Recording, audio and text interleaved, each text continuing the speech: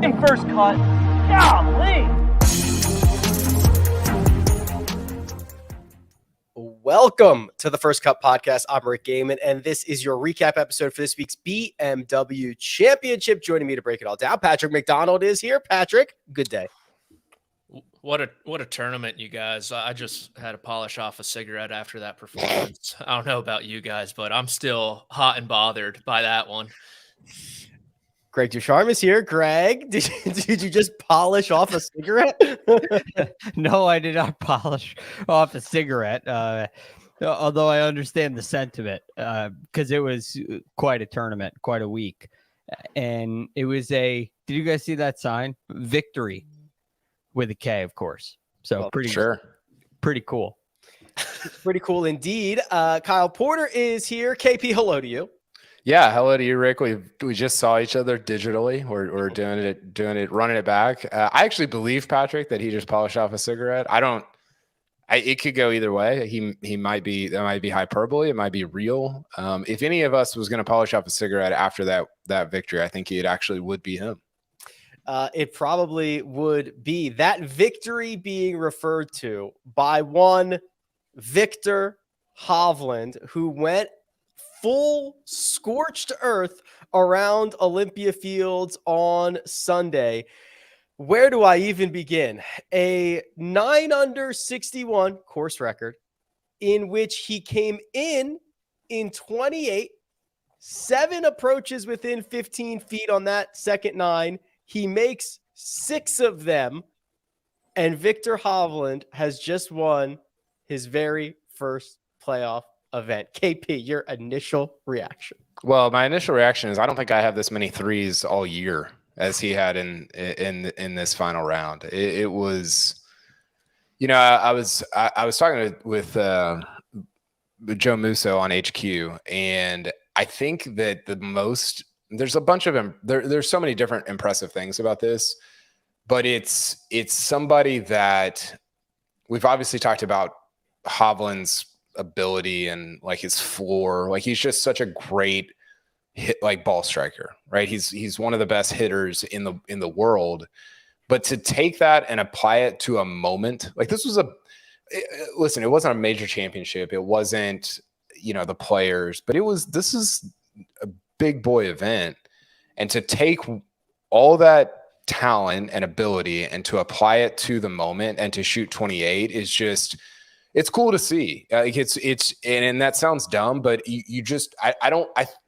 not everybody out there is a gamer, and Viktor Hovland is a gamer, and he went out and did it. And I'm always super impressed by that.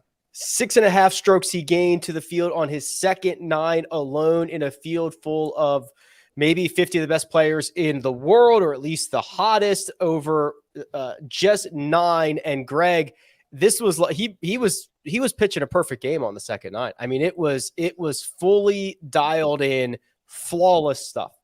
The shots he hit into these flags was unbelievable, for one. But there's a couple things like the notion of Hovland and the early wins in his career and the level of those wins is long gone now. You talk about winning at Muirfield, winning at Jack's Place, and now winning here against this field. And it doesn't really get much better than that. There's probably 4 events a year, where you can do better than what he did.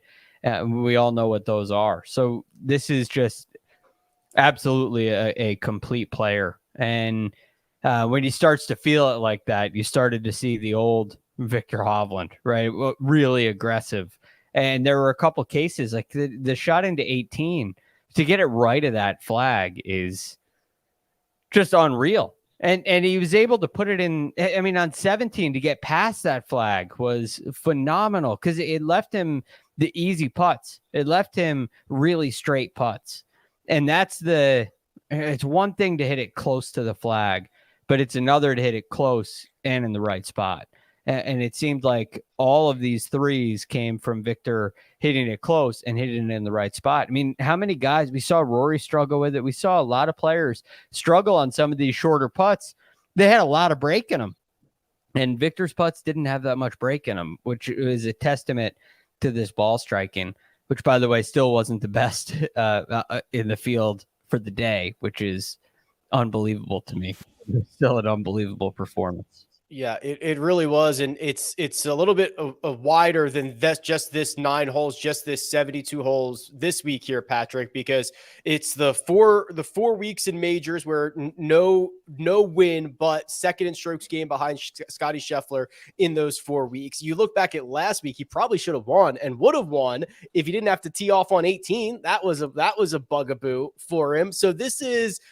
Obviously, and Amanda Renner mentioned it afterwards, like he didn't miss a cut this year. He has been pretty damn good for now full 9 months. I really liked 2 things he said on the broadcast after. The first was Amanda asked him about his switch to being a bit more conservative. And he replied with, "I don't think there's anything conservative about 7 back 9 birdies." And that was great. The second was during this stretch, the heater that he was on, he wasn't thinking, "Oh my God, I need to birdie this hole. I need to birdie this hole. I need to birdie this hole." He was just thinking, okay, I got this shot in front of me. What's the best decision I can make to put me in the best spot possible? And he just kept on doing that. And to Kyle's point, that's not something that just comes to you naturally. Even though this looked like the easiest back 9 ever played on the PGA Tour, he had to go through a lot of experience and learn that, you can't really go at every pin if you're feeling slightly off. And he clearly was not slightly off on that back 9. And it takes a lot of time, a lot of patience, a lot of practice, some heartache as well mixed in to come to this point where all these converging factors arrive: right time, right place, right stage, right player, where you do get that back 9, 28, one that we'll remember for a long time. And I just got to give a hat tip to Rory McIlroy as well, his playing competitor, on 17. I think the Ryder Cup has already started, boys. You see Rory roll that putt by, give Victor the read there for the birdie putt. I don't think that can be lost upon it, but to do that next to Rory McIlroy as well, chasing down the world number 1, chasing down the 2022 US Open champion. I mean, there's not enough great things to be said about Viktor Hovland, his rise to this moment, and the performance he put on today. Rory said something afterwards to the effect of, "I'm glad he's on our team," type of deal. What was their best ball score, Patrick? Do you know? They had to be like a 57. Let's see what Rory did.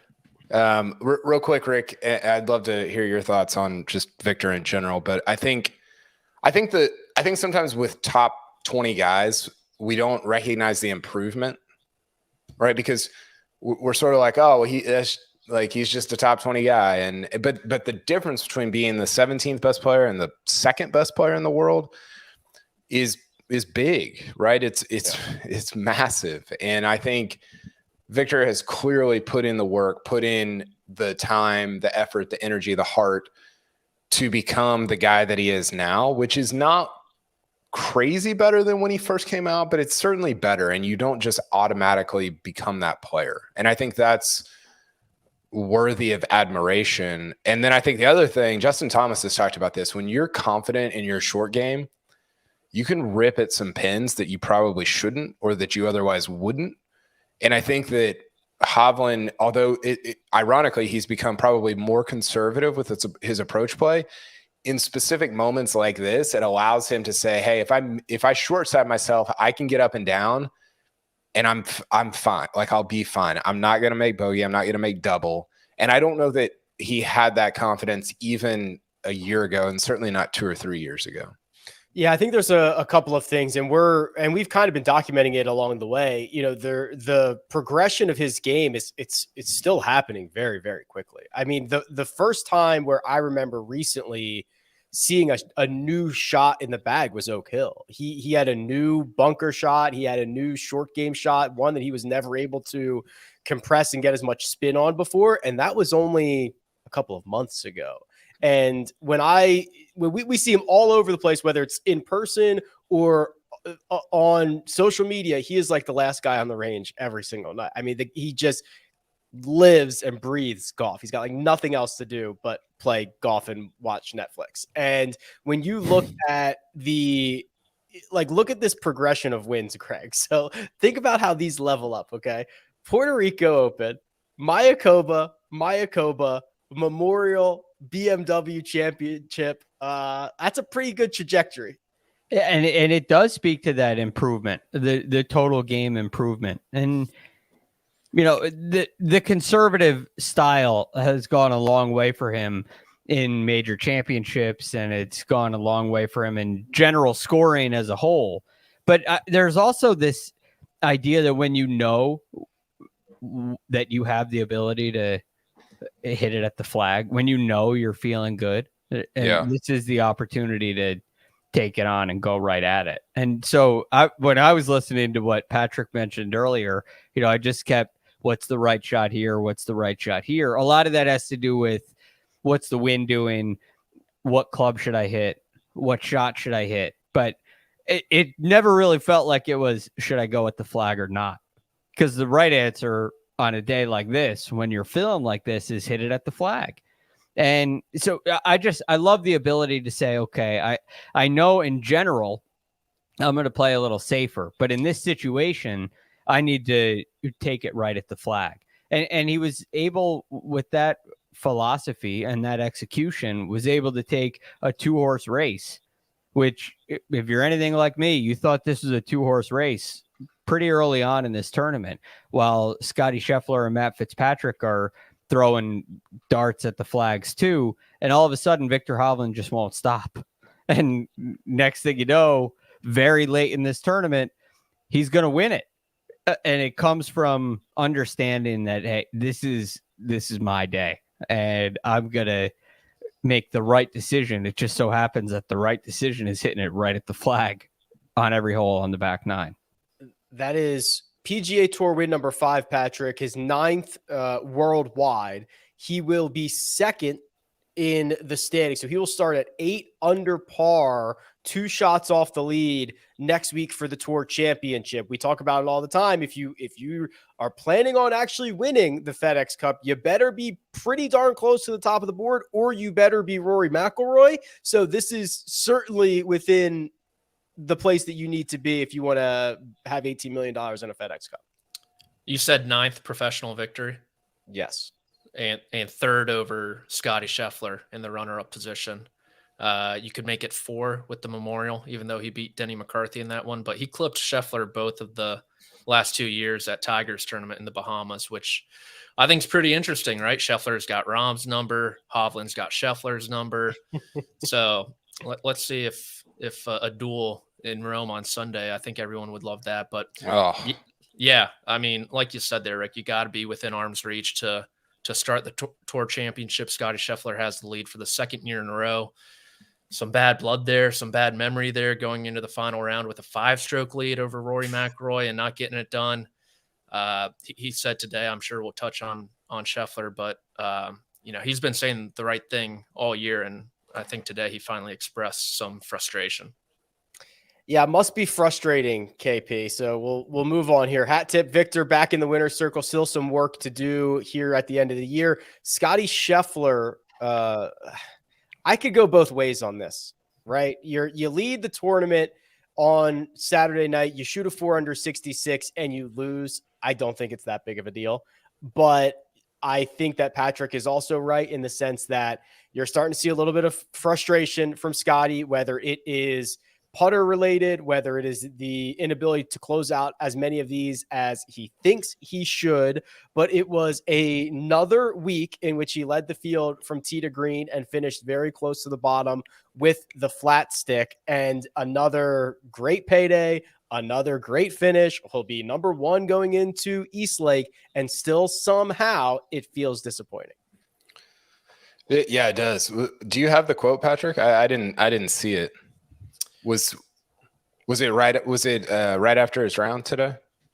Yeah, he said, I'm just a bit frustrated. I think that would be the way to describe it. I mean, Viktor went out and really just beat me today and played a fantastic round. I can hold my head high. I did my best and fought hard, but came up short. Yeah, I think that, well, first of all, I said this on HQ, Rick, but it's a privilege to be critiqued, right? We're not critiquing Scott Stallings of the world every week. And you don't get critiqued unless you're one of the best players in the world. And so I think that that's one thing. But I think, this is it. You're right that 66 in a vacuum, 66 to lose a tournament is absolutely no big deal. But we don't operate in a vacuum. We have the context of the last 4 months of Scottie not the thing that blows my mind is he's playing sort of how, even at a higher level than Rory has played for the last 10 years, right?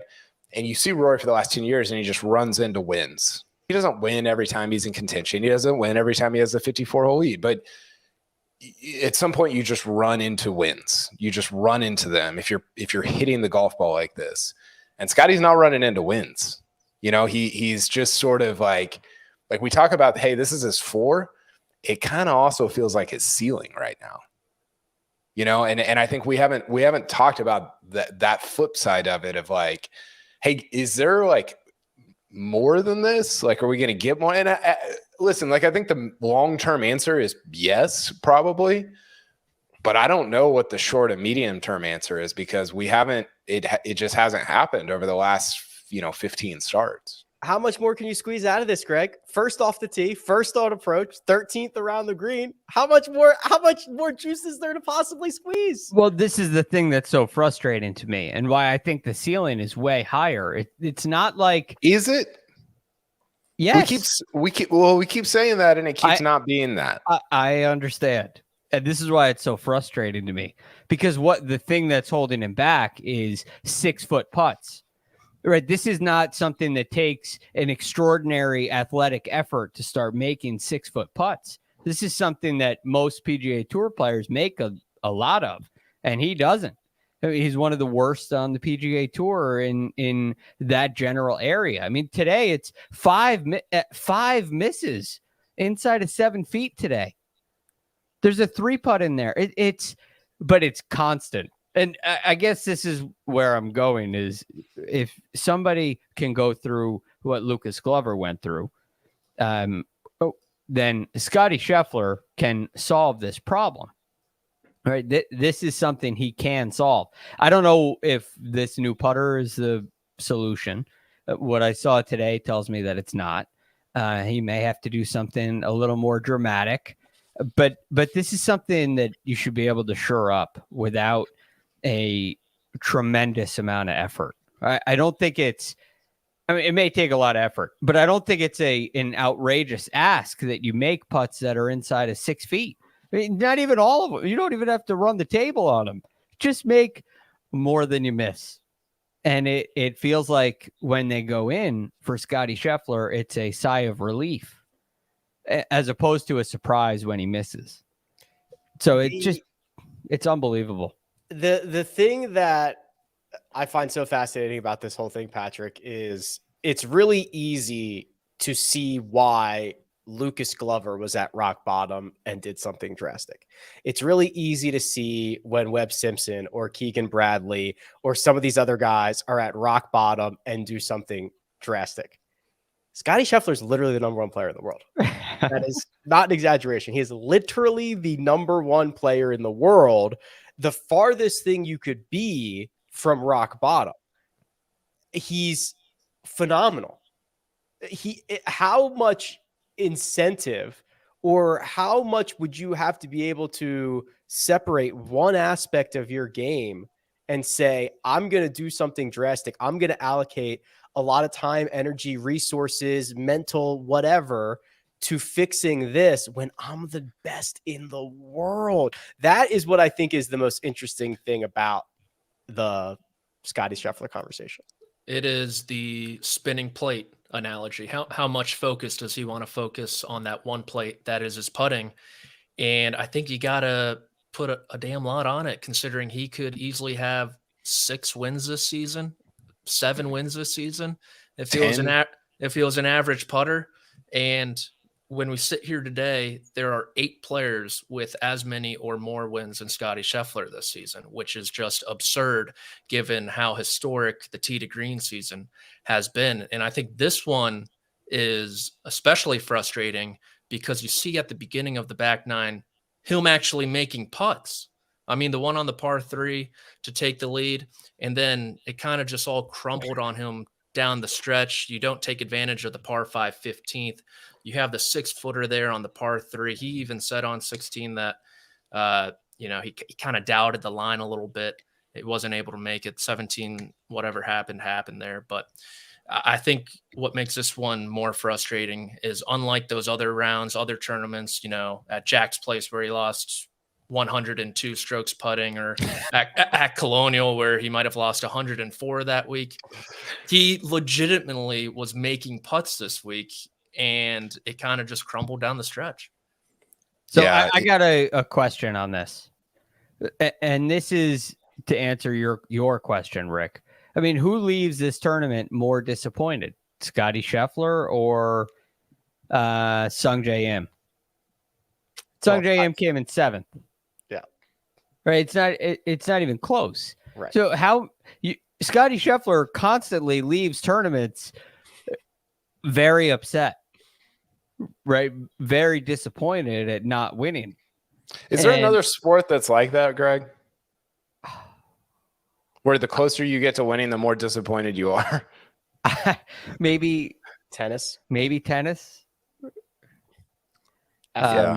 Like in track and field, I'm thinking of other individual sports. Yeah, it has to probably be an individual sport, and it probably has to be like something like there's so much it has to be a sport you don't like. Tennis you control a lot of.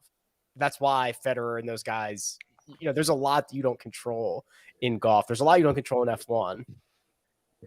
But there's a lot of luck in golf that, like, on a short, like on a smaller term basis, that you probably don't get in some other sports. And there's 4 days, so you can, on Friday you might put yourself in a position where Friday is the deciding round whether you can win or not.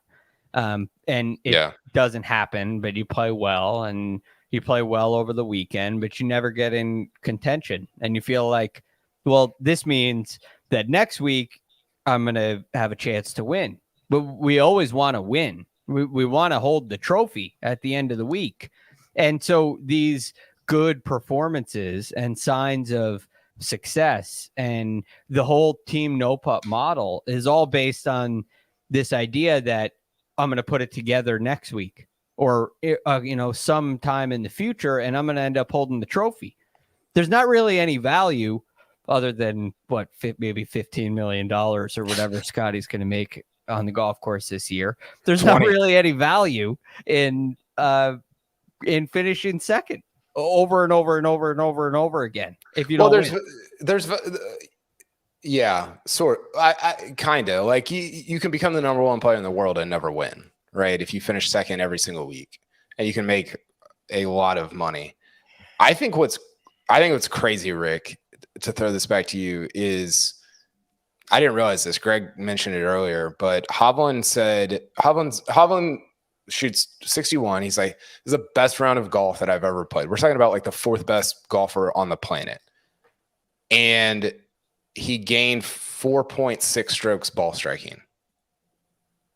And Scheffler gained more than that. He gained 5. Just a random, not a random, but like just a regular old Scottie Scheffler round. And and this is what's extraordinary, is every single week, he is not just like the best ball striker in the field, but he's like by far the best.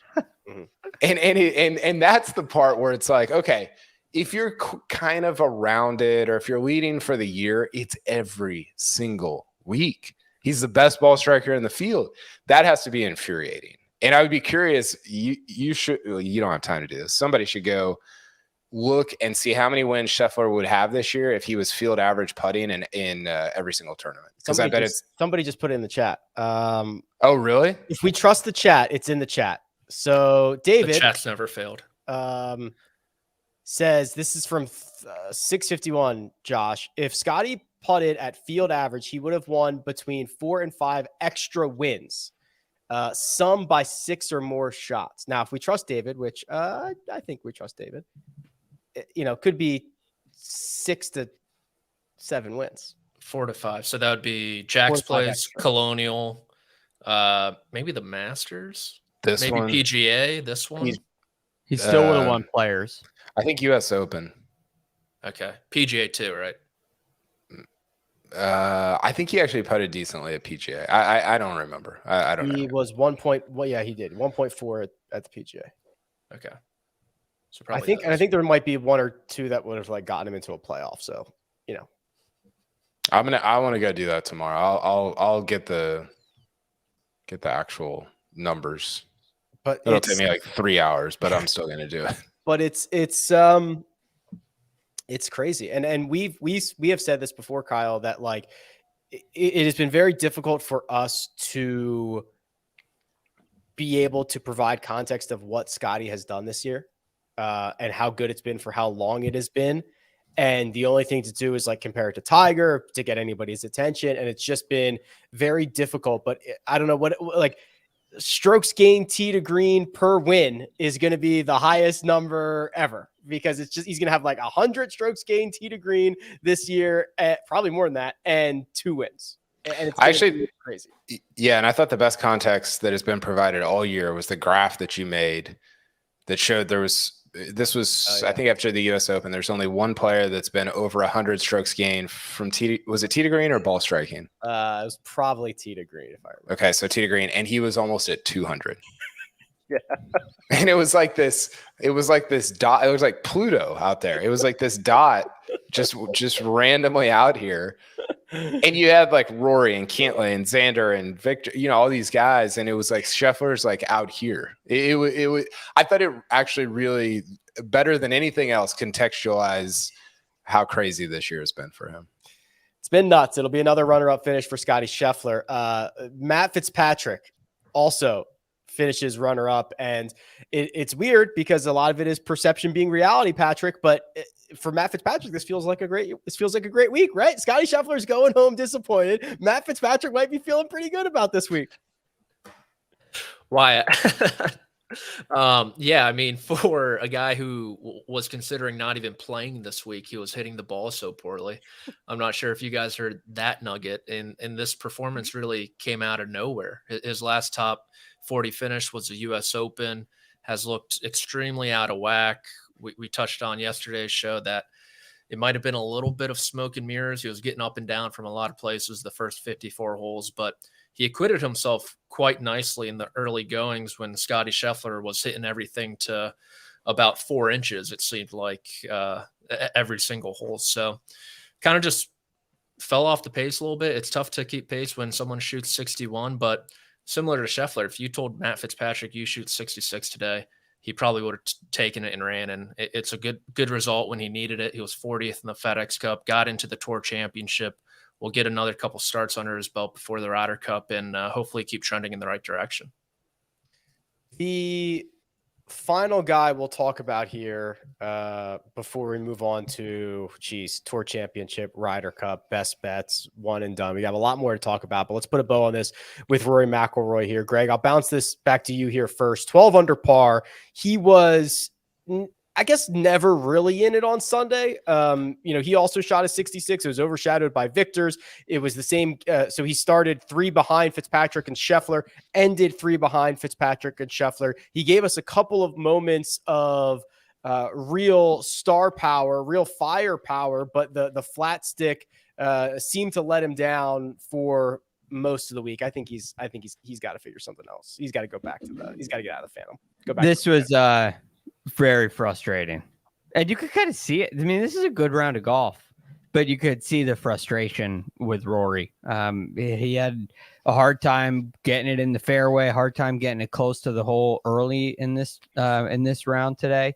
He didn't give himself very many looks on the front 9, a 3 putts 9, which is brutal. But then on 10, 11, and 12, he gives himself great opportunities and doesn't cash in on any of them. I think that he missed all 3 of those putts low, makes one at 13, and then at 15, hits the most Rory McIlroy-esque shot you'll ever see, and misses it. Sure. And this, if you look at where Rory hit it and where Victor hit it, Rory could have done what Victor did. I mean, there is at least 4 shots on Rory McIlroy's back 9 that could have gone in, and he could have shot 28 too. He at least hit the ball in position to do that. Obviously didn't capitalize on the putts, but yeah, a frustrating final round from Rory on a lot of different accounts. It was, but Rory will head into next week, the Tour Championship, KP, third on the leaderboard. So he will be 10, 8, 7. It'll be 7 under. It'll be 3 shots off the lead. It'll be closer than he was last year. He's already won more FedEx Cups than any human walking planet Earth. He could add a 4th to that number just a week from today. Yeah. He's kind of Scheffler's getting the attention. I think Rory's playing at a really high level right now. Again, really high floor. But this is what he does, right? And this is where we have evidence that when Rory plays like this, he runs into wins. He runs into 2 or 3 a year. It's impossible. It's not impossible. It's very, very difficult to win 5 or 6 times in a year. There's a lot of luck involved, whatever. But I think that Rory's playing in such a way that he could run into a win at the Tour Championship next week, and it would not be surprising at all. He actually should maybe be the favorite. He starts in what, 3rd? He's 7 under. Mm-hmm. Yes. You could talk me into him. I mean, Scheffler probably will or is the favorite, but I think you could talk me into Rory just because he's like his worst finish since the PGA is what, 9th, T9, I think, T8, something like that. Mm-hmm.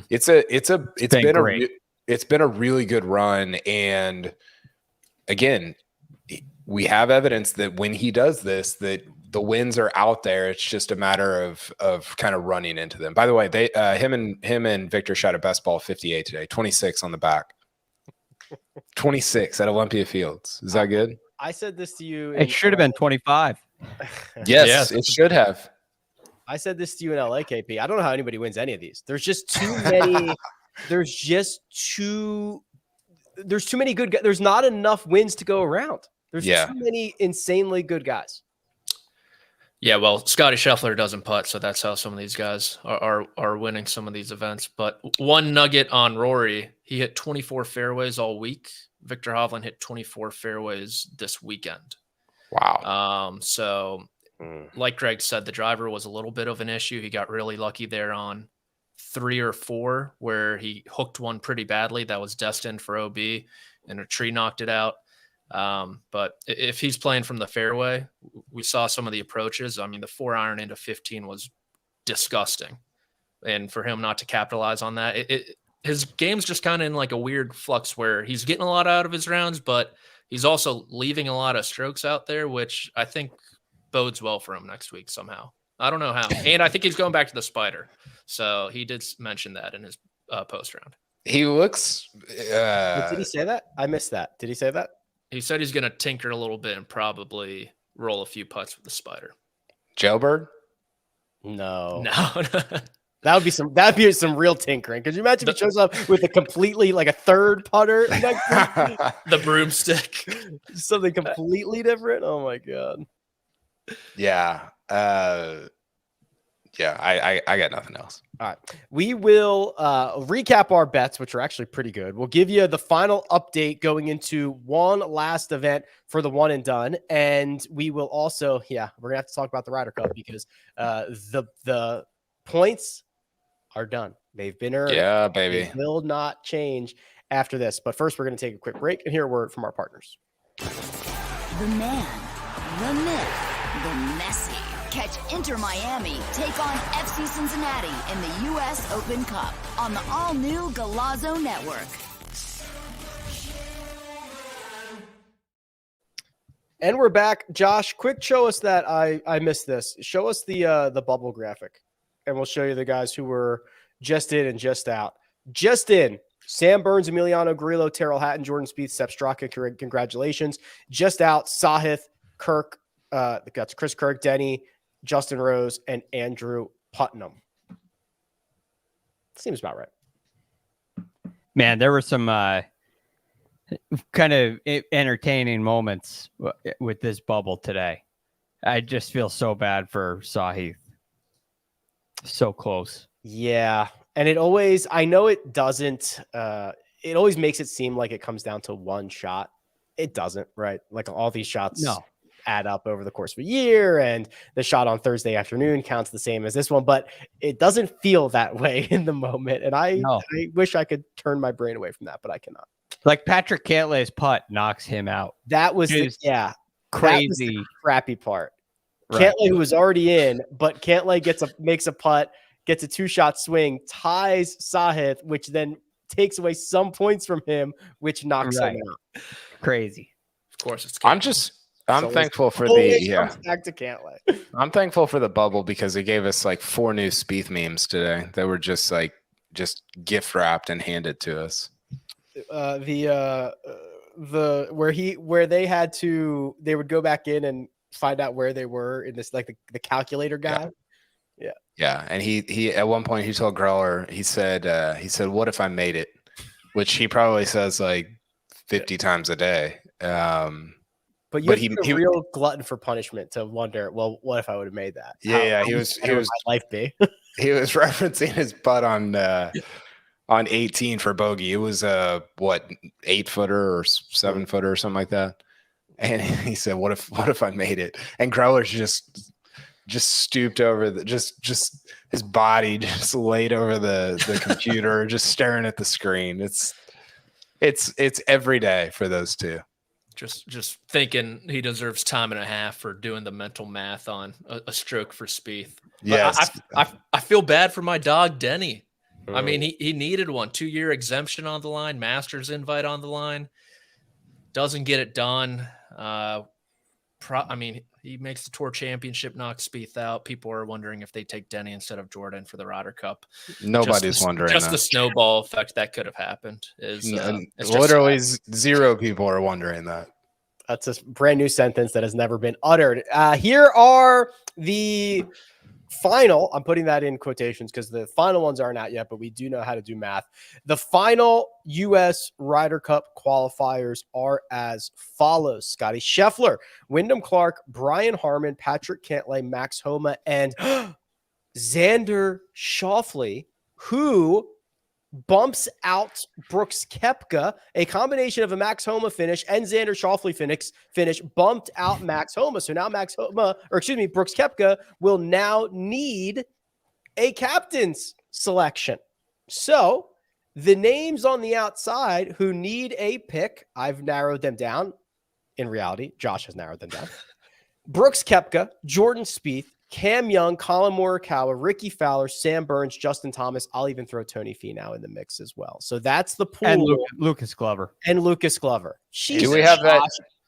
Do we have that list on? Can we put it on the? I just need to see it. Yeah. Can we do that somehow, Josh? Josh, can you do the dotted line and then add them below it? Yeah, Josh, could you actually make the selections for the team? Here, I'll do it, Josh, but we can share the rundown, but I'll just scroll down so people don't look at the rundown. You can share my screen and we'll just do it like we'll get it on the I'm a diva. I'm sorry. We deal with this every single time. Okay. All right. I mean, if there were 12 captain's picks, do you think Scottie Scheffler would get picked? Oh my gosh. I'm teasing. His lead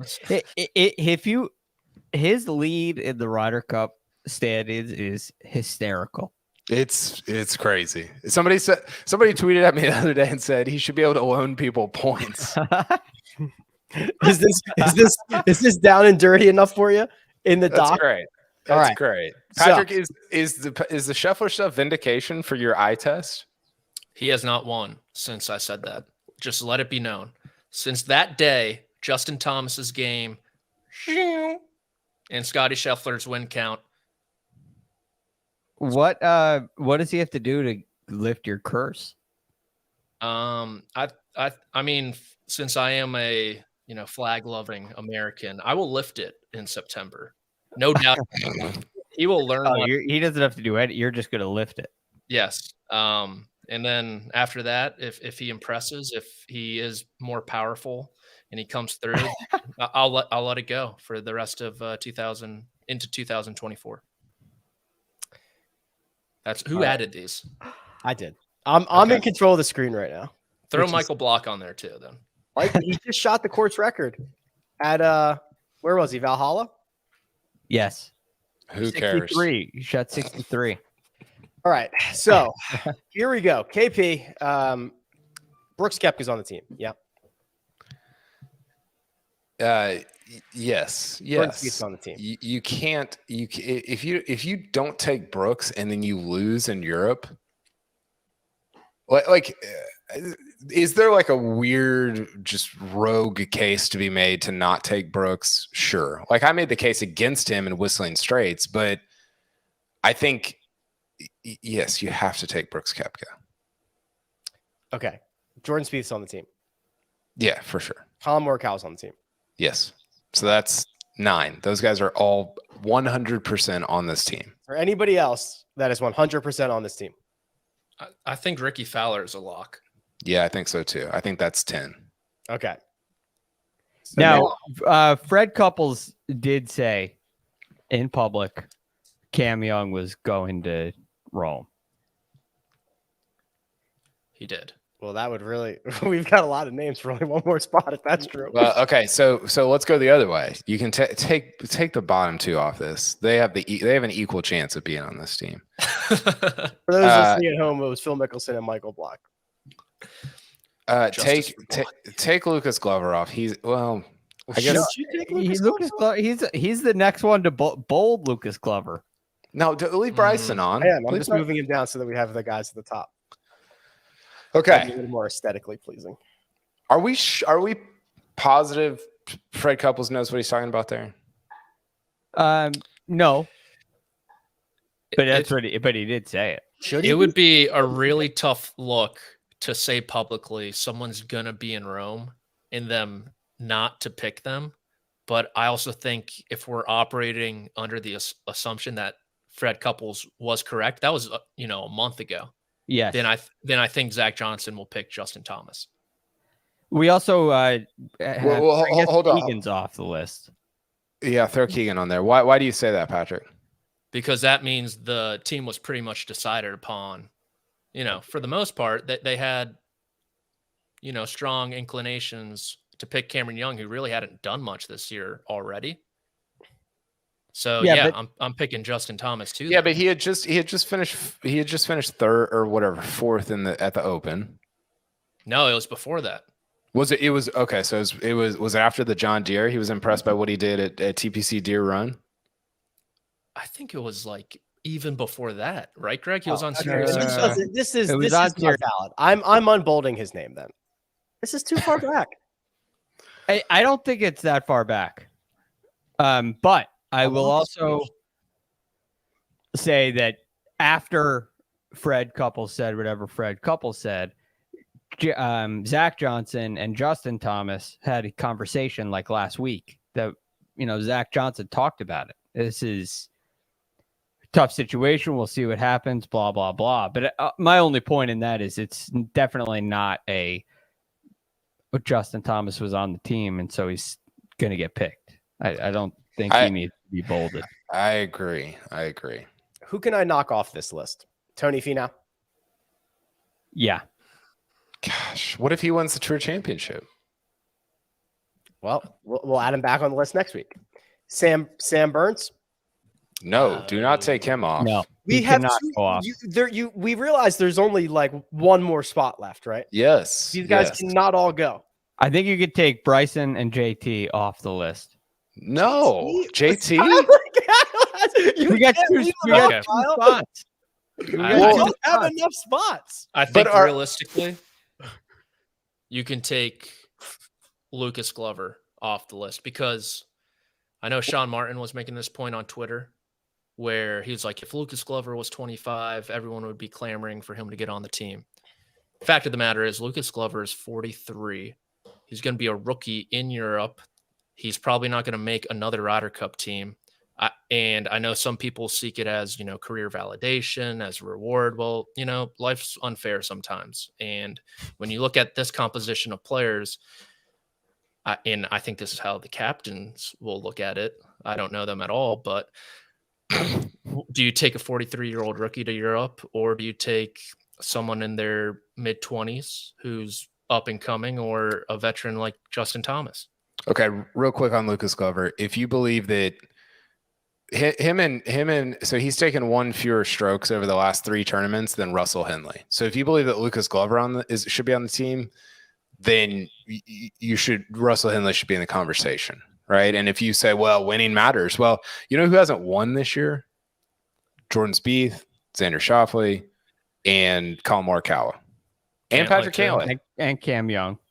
And Cam Young. So I don't know that winning. Scottie Scheffler had a quote this week that was like, listen, winning is like not really a thing. He's like, there are guys that are winners that like want the ball, and there are guys that are not. And it was a pretty like telling quote. I don't know who that means. Like, I don't know what that means for who's going to be on the team, but I was kind of like shocked that he gave that kind of insight into who makes it. I think Bryson needs to come off the list. Okay. I think that in 2023, realistically, Bryson is not going to be on this team. He has not spoken with any of the captains. He's off. All right. I think maybe he should be, but he's not going to be. Keegan. I think Keegan is just out by not enough places. Keegan would be on my team, but I don't think really now. I think I would go here. I would go Cam Young, Keegan Bradley. Boom. Game over. Okay. So Rick, what now last week you had Glover in that spot instead of Keegan. I was just caught up in the moment.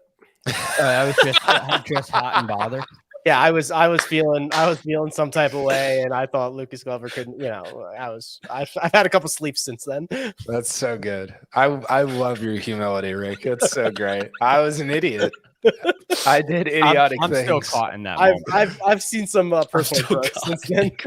Here's my thing with Lucas Glover, Greg. Not only him and Russell Henley have been basically the same over the last 3 events, but do you want to bet the Ryder Cup on whether Lucas Glover figured out how to putt? It's not really a question I'm asking, right? I think he's proven that he has. Do any of these guys give you a lot of putting confidence? No. The U.S. is going to lose by like 5. I was just looking up the odds again. Yeah, Europe plus 165 looks pretty darn good. With this crop of players, right? I mean, these aren't the top 6, right? I think you throw the numbers out, and like Kyle said, it's game on the line, match on the line. You need a point. 11-11 late. Whose hands do you want the ball in? And all right, where are you going? Honestly, the one shot they showed of Lucas Glover today was a missed 3-footer on 18. And so that's what I'm saying. I don't want Lucas Glover. Yeah, a lot of guys missed that putt. What's your team, Patrick? Right. They did. I'm serious.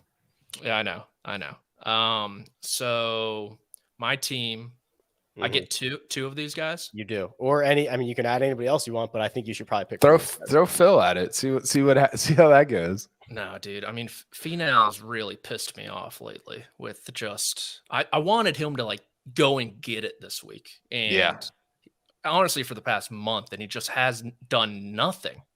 So. Stop Phil. I think you go Sam Burns. Okay. Course record.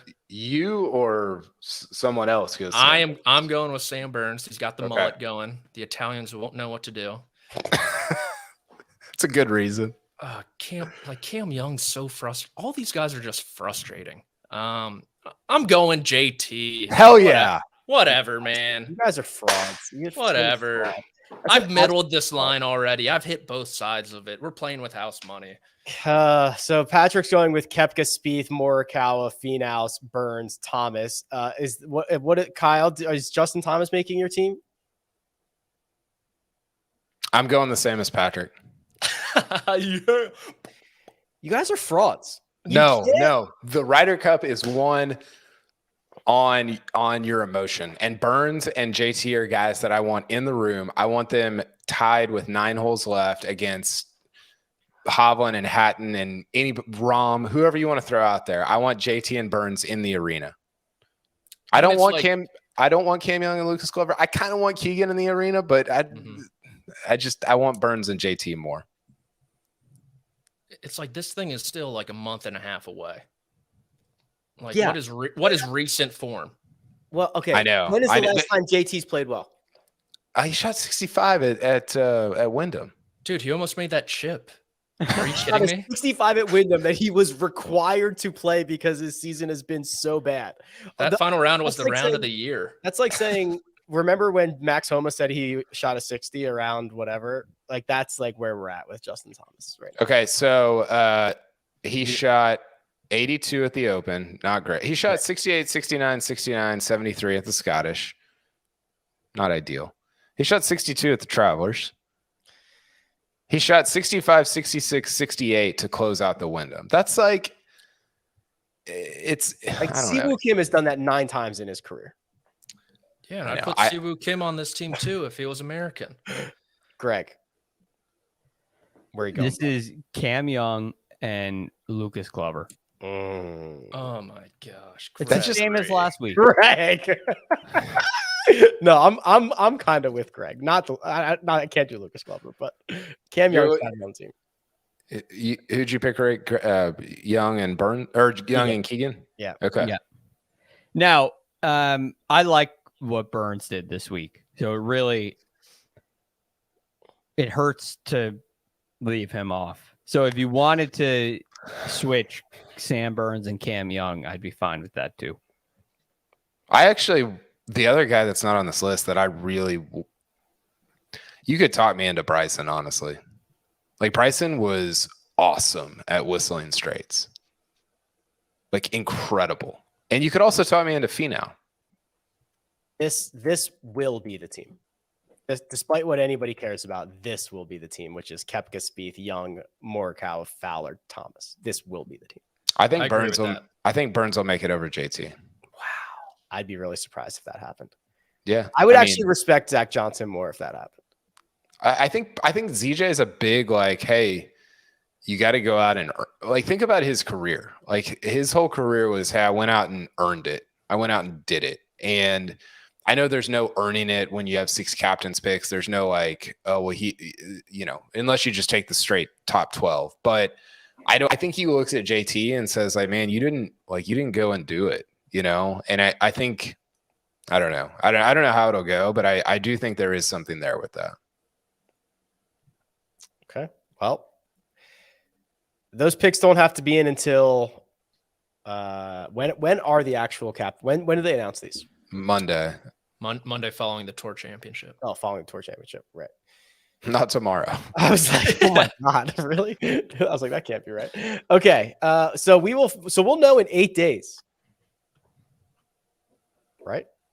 Yeah, and then Europeans are September 7th, did I see? It's my birthday. oh, happy birthday, Rick. Oh, thanks. It's got a couple weeks, but thanks. All right, best bets. This might have been our best week ever. Proudly show the board, Josh. Proudly show it. Press the button with pride as it shows up on the screen. Here it comes. There it is. Look at all that green. Couple of Viktor Hovland winners. Kyle, Rick, yes, sir. Let's go. Three top 20s. Svensson, Rory, Tom Kim. 2 matchups. Kyle and Greg. This is a very good board, gentlemen. Very good. Well done, boys. I'm like halfway to the break to the 0. Yeah. So hold on. Do we have the updated numbers? Because Kyle would have got 50. Oh boy. Okay. Patrick, what are you doing? That's right. Well, my pick for this week, I wasn't on the Tuesday show. I texted it to producer Josh. It was straight forecast Viktor Hovland, Scottie Scheffler, 50-1, and he didn't include it for some reason. I'd love to see the receipts on that. That's pretty funny. What is Mark doing? We don't give Mark enough beef for this. Minus 31.5%. Oh, That's not good. was- Rick is carrying us. it was all downhill from when Patrick rightfully asked for an advance to bet it all against Michael Block to miss the cut the week after the BMW Championship. We did not allow it, and it's been all downhill from there. What was the number on that, Patrick? It was only like minus 180. Yeah, it was like outrageously bad. So you were gonna get what, like $700 or? Yeah, I probably. was thinking like 10 grand potentially. Okay, there's not. You get 50 a week. How many weeks? All of it. The rest of his career at CBS. Yeah, that's like 1,000 weeks. Yeah. It was that sure of a thing. I've only had that feeling once in my life, and it was that week, and you guys denied me. I did know. Who's you guys? I did not deny you anything. The corrupt golf audience out there. So he probably would have gotten like $1,400, and so he'd probably be up 700. But he would he have, if he won, he still would have been able to play because he would have won. Yeah, well, I guess he would have been. I don't know how he would have done it, but Yeah, we It's should. not like we he'd should just be stagnant. no, he would just not have a matchup pick every single week. That or a best bet every single week. Okay. His best bet would have already been exhausted. He'd still pick the other stuff. we should do that next year, where you get like a range, or you get a total for the entire year. So Yeah. if you want to use it all to, John Rahm to win the Century in first week in January, have at it. If you lose, you're out. Wow. That's almost. Some would say that that's not a punishment. That's a reward for being out for the year, not having to put picks in every single. I may or may not be getting at that. Yes. Like, oh, I lost. All right, well now I don't have to fill out the outfit every single week. All right, we have one more thing to do. It is an update on our one and done, which has one more week to go. We'll do that. Oh, sorry. There's the best bet. Josh was forcing that into my brain. Kyle and Greg got their best bets correct. Me and Mark whiffed on them, and we are now all losing our best bets. Gosh, damn. This is tough to look at. And this gets reset after next week. We reset for the fall swing. Yeah, I think that's what we've done in the past. Let's definitely do that. Hit it, Josh. We'll go to a break.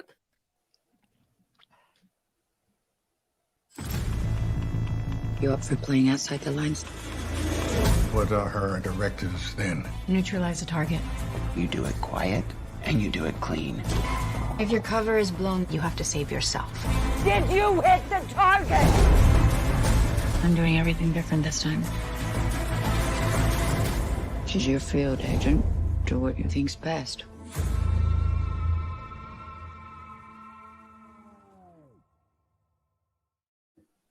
And we're back. The one and done has one final event to go. The results are in.